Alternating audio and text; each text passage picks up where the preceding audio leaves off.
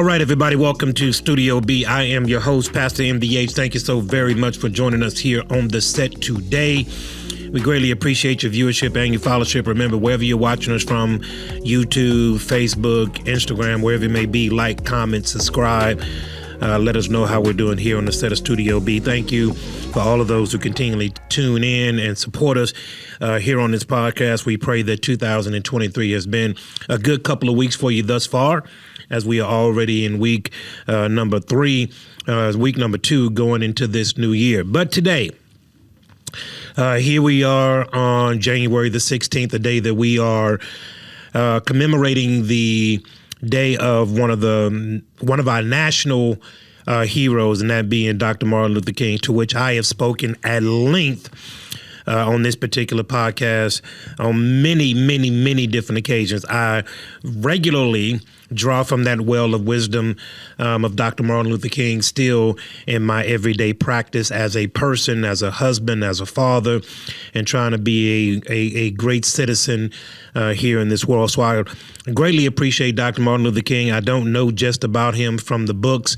or just about him from the holidays that we celebrate, but I have deeply studied his impact on society, and not just on African-American society, but on society, people as a whole.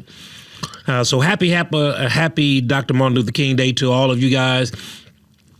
And those who are out right now enjoying the Martin Luther King Day parade, you got the day off, you're chilling, maybe got some steaks and some meat on the barbecue pit, man. Enjoy this day as we commemorate a national icon and somebody that God used tremendously in order to bring forth the privileges and the rights that we are now currently enjoying. I segue that because unfortunately I have to use that as a background to even start where we are right now. It's about 3 weeks ago now that many of us were watching Monday Night Football with the Buffalo Bills and the Cincinnati Bengals. And a little bit into the first quarter, many of us were horrified, shocked even, when Damar Hamlin, a safety for the Buffalo Bills, number 3, was making a routine tackle and got up from that tackle and instantly collapsed. And we saw all of the melee that was happening on the field and all of the things that were going on.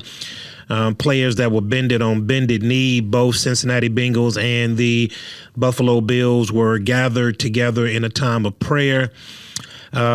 We've later come to find out that Damar Hamlin suffered a cardiac arrest.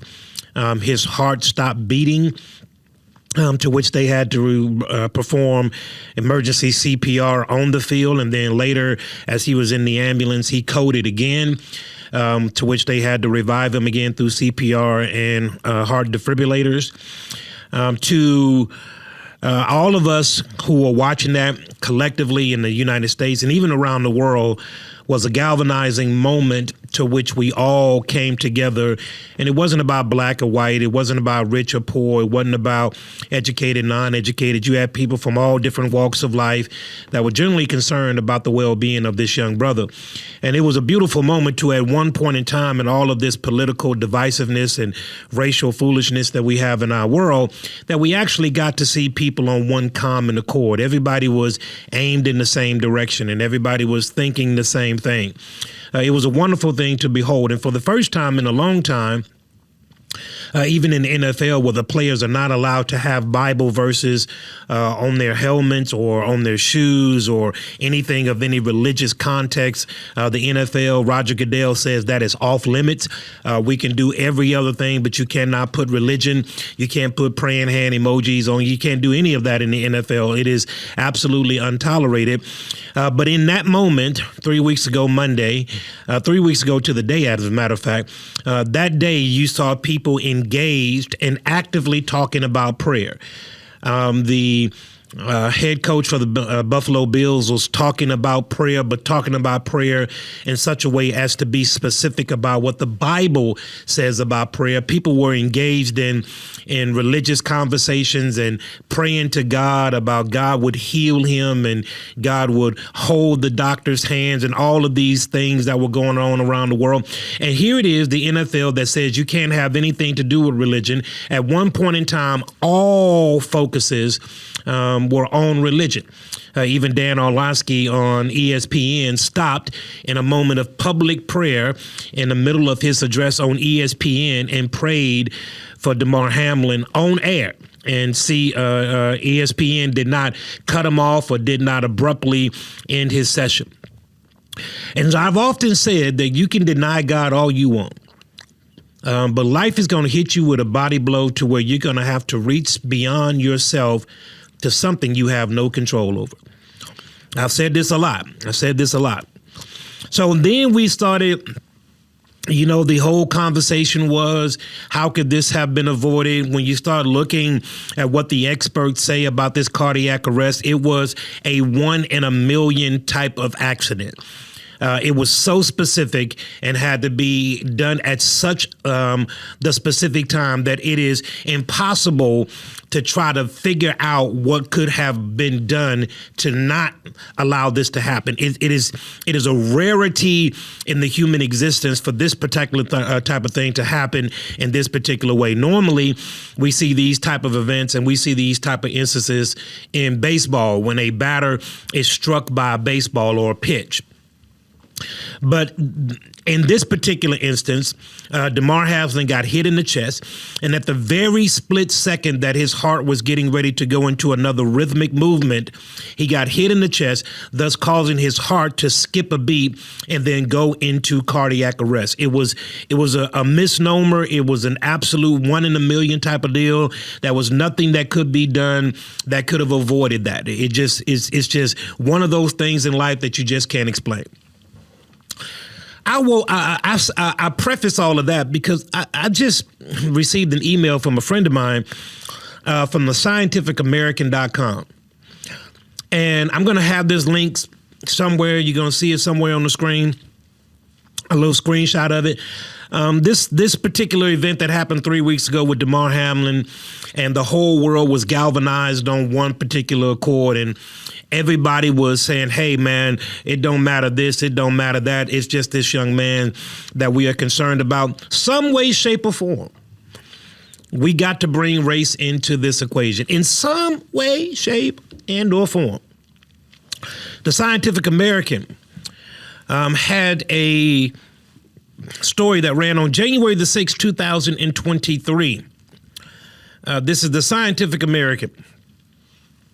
And it says, Damar Hamlin's collapse highlights the violence black men experience in football.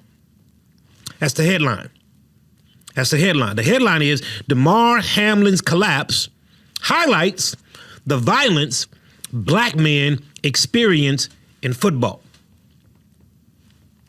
Somehow, some way, some shape, we've been able to now bring race into what happened to Damar Hamlin 3 weeks ago.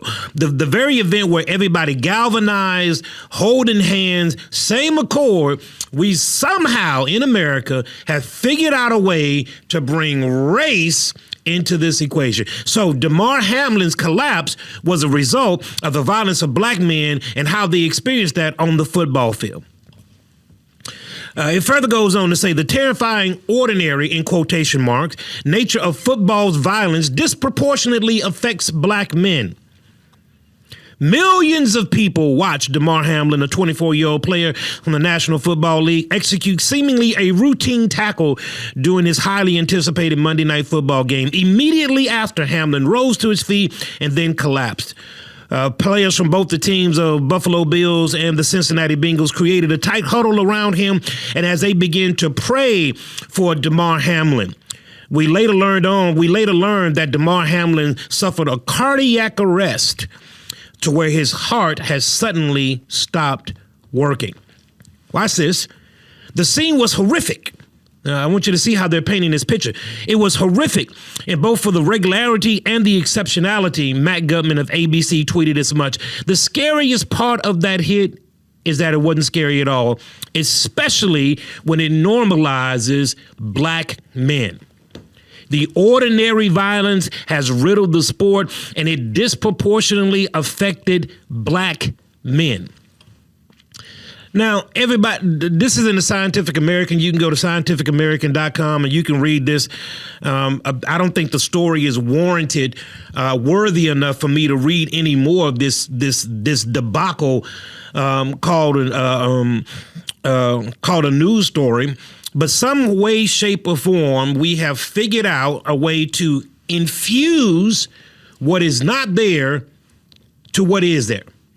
Now we're talking about race, that the reason that Damar Hamlin had a cardiac arrest in the game against the Cincinnati Bengals was because he was black. I want y'all to think about this. Like, words cannot explain the foolishness of this. And too many of y'all out there don't push back against this stuff. Like, just don't push back against it. Like, this is one of the craziest things that ever happened. I want you to see something. I'm here in Houston, Texas. To all of my friends around the world, wherever you may watch us from, or whatever state you may be watching us from here in the United States of America. I personally am in Houston, Texas. And last week, the Houston Texans fired their head coach, Lovie Smith. They fired him right after the Houston Texans had lost to the Indianapolis Colts. And the reason, well, there are a lot of reasons. They went 3-14-1 for the season. So they lost 14 games, only won 3, and tied another one. And interestingly, the one that they tied was with the Colts, whom they now beat in the last week of the season. People here in Houston who are diehard Houston fans, Texans fans. I'm not personally one. I love my city, but, the Texans don't excite me at all. But the Texans here were excited for a losing season in so much as it was going to be an opportunity to hit the reset button and start from scratch. Now, of course, we lost Deshaun Watson to all of that foolishness. You got Mills up there deliberately throwing the ball to the other team. The Houston Texans are a train wreck of an organization, and nobody wants to come here. That's foreign. But the Texans fan were a little bit bewildered because if they would have lost that game, to which they had mastered losing all year long, then they would have received the first pick in this coming up year's draft, this year's upcoming draft. But because they lost, the first round draft pick, the first pick of the draft coming up in April, now goes to the Chicago Bears. And then the Houston Texans fall to number 2. And so immediately after the game, within 30 minutes of the game, they fired Lovie Smith. And as they fired Lovie Smith, the likes of Stephen A. Smith, Robert Griffin III, immediately Jamel Hill, immediately Ryan Clark, immediately started screaming racism. Immediately. That the Houston Texans fired a black coach and didn't give him but 1 year. First of all, he was on a 1-year contract. He didn't have an extended contract. That's first of all. He had a 1-year contract.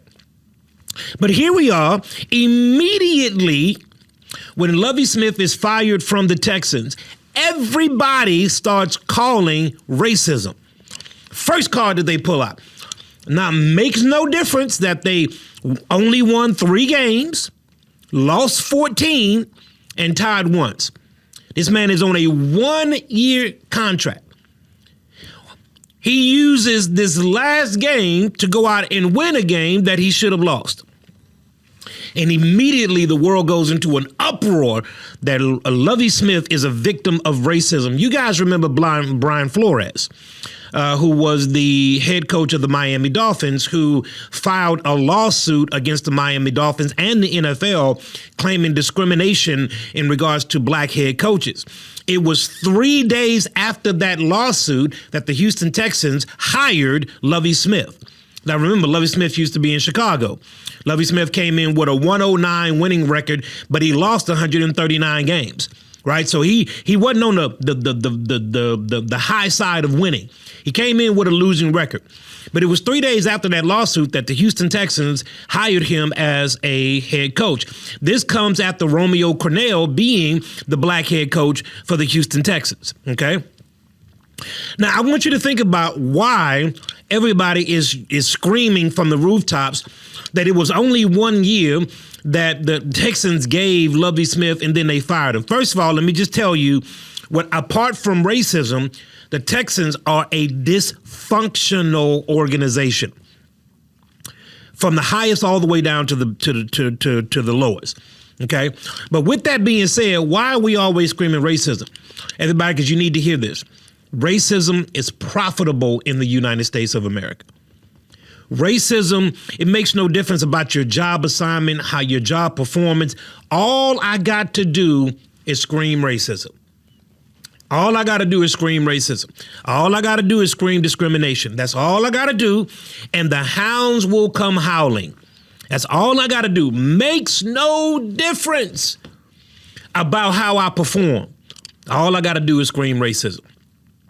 Well, as I end this little short rant, I want you to understand something about racism. And I'm not going to turn this into an elongated podcast about that because I've done way too many of them in the past. You can go back and look at hundreds of videos on YouTube, and you'll see me bringing facts and figures and stats and all that other good stuff. But when you look at the culture of where we are right now in the United States, let me give you some real statistics, okay? Like real stuff. Right now, this is as of 2021, Black America makes up 14.9% of the population. 49,653,130 African Americans are in the United States. So 49 million of the 331 million in America are African American. That's 14.9%. That's actually up 0.1% from 2018, which is a phenomenon. Every other ethnic group is rising by whole percentage points, and we just 0.01 have risen within the last couple of years. But I digress. Out of that 49 million people that are in America, of the 331 million people that are in America, 56% of that number, 56% of the 49 million people that are in America live in what's called the South. That's from Texas all the way up to Virginia. Okay, that's the South. That's what's considered the South. 56% of the 49 million people that live in America live in the South. 10% live in the West, 17 live in the Northwest, and 17 live in the Northeast. That's New York, Midwest is Chicago, and of course, you know, the West is California. But 56% of all African Americans in the United States of America stay in the South. Okay, 56%. We have per capita in the South more black millionaires and higher class blacks than the rest of the country combined. So I want you to hear about this. In the South, where there's more blacks, we have more millionaires. In the South, where we have more blacks, we have more PhDs. We have more people graduating from college. We have more people entering into the upper middle class. In the South, where more blacks are, we have more success. But watch this. In the West, where they're claiming all of the liberalism, where black folks are just free to do everything, we have less millionaires in the West, Midwest, and Southeast. Now, I want you to think about this now. Everything is about racism in our culture right now. Racism and LGBT. One of those two, those are dog whistles. But why do we have to continually go back to this thing, especially on a day like today when we are celebrating Dr. Martin Luther King Jr., a man who gave his life for the cause of all people? Without Dr. King, none of this stuff would be possible. And a man that was not just a black man, but he bridged the gap between black, white, Christian, Jew. No matter what it was, he understood us to be people, and people who were created in the image of God. All of these little minor segments that supposedly separate us are minute at best. So now Lovie Smith is a victim of racism by the Houston Texans, the National Football League, but the NFL makes more black millionaires per capita than any other industry in our country. Per capita. The NFL makes more millionaires than any other industry, especially for black Americans. Changes the life of African Americans. You have right now coming into the draft, you have 116 top college athletes that are coming into the draft that have potential to play in the NFL. Those 116 are going to diametrically change their family dynamic. So now that I'm starting to sweat, I know it's time for me to get off of this subject. These lights are hot. I didn't want to talk about this, but I don't know why Damar Hamlin is now a victim of racism and why Lovie Smith is now a victim of racism as we celebrate this great day from Dr. Martin Luther King Jr. Listen, man, stop. Please stop. Yes, there is racism, everybody. There's some people out there that don't like you. They don't like you. There are people out there that just don't like you. They don't like you not because you're black, not because you're white, not because you're Hispanic, not because you're Asian. They just don't like you. And that's fine. Why are y'all so upset that people don't like you? It's fine. Fine. My goodness. Jeez. All right, everybody. 2023 is going to be a great year, y'all. Y'all stay focused. Don't let this foolishness get to you. God is in control. The best for you is yet to come. Thank you, everybody, for joining us here on the set of Studio B. Remember, wherever you're watching us from, Facebook, Instagram, YouTube, like, comment, subscribe. There is a merch store that is getting ready to be launched. I had to push the launch date back to the month of February simply because we got a lot of coals in the fire. So y'all stay looking out for that. That'll be a link here in the description in the upcoming weeks. Be looking out for that. Some great Studio B merch that you can wear and promote. They're pretty fly too. Not just a Studio B, but they're pretty fly. I think you're going to like those. Be looking out for that. And remember, everybody, be empowered, be informed. Studio B.